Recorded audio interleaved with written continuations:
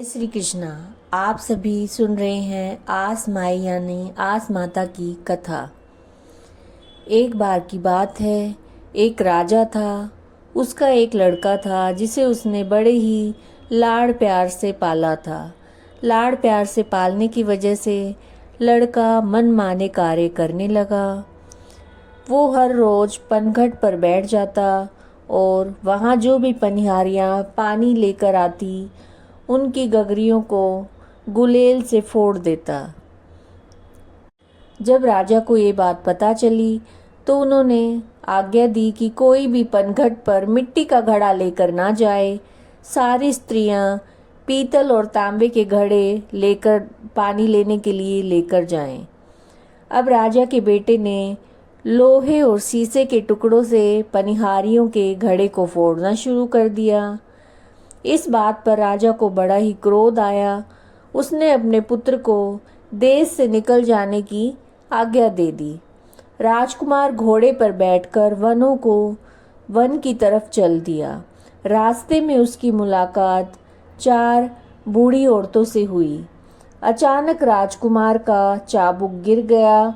उसने घोड़े से उतरकर चाबुक उठाया तो बूढ़ियों ने समझा कि ये हमें प्रणाम कर रहा है, मगर नज़दीक पहुंचने पर उन चारों जो बूढ़ी औरतें थी उनके पूछने पर राजकुमार बताता है कि उसने चौथी बुढ़िया आस माई को प्रणाम किया है। इस पर आसा माई बहुत प्रसन्न हुई और उसे 4 कोड़ियाँ देकर आशीर्वाद दिया कि जब तक ये कोड़ियाँ तुम्हारे पास रहेंगी तुम्हें कोई भी हरा नहीं पाएगा।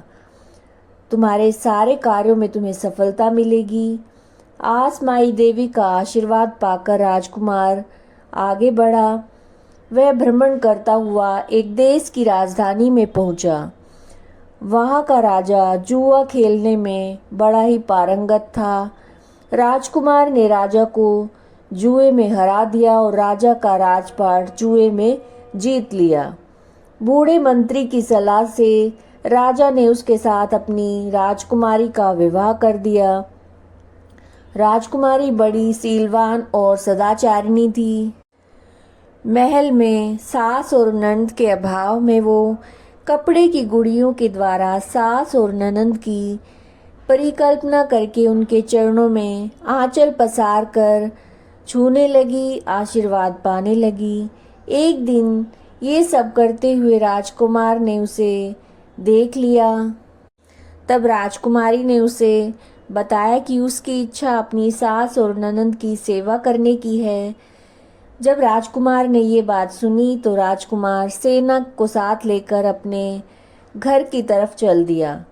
अपने पिता के यहाँ पहुँचने पर उसने देखा कि उसके माँ बाप निरंतर रोते रहने से अंधे हो गए हैं और पुत्र के आने का समाचार पाकर राजा और रानी बड़े ही प्रसन्न हुए। महल में प्रवेश करने पर बहू ने सास के चरण छुए और सास के आशीर्वाद से कुछ दिन बाद उनके यहाँ पर एक सुंदर बालक का जन्म हुआ। आस माई की कृपा से राजा और रानी के नेत्रों की ज्योति लौट आई और उनके सारे कष्ट दूर हो गए। ये आप आस माता की कथा सुन रहे थे। अगर वीडियो अच्छी लगी है तो लाइक कीजिएगा, शेयर कीजिएगा और चैनल को सब्सक्राइब कीजिएगा। जय श्री कृष्णा।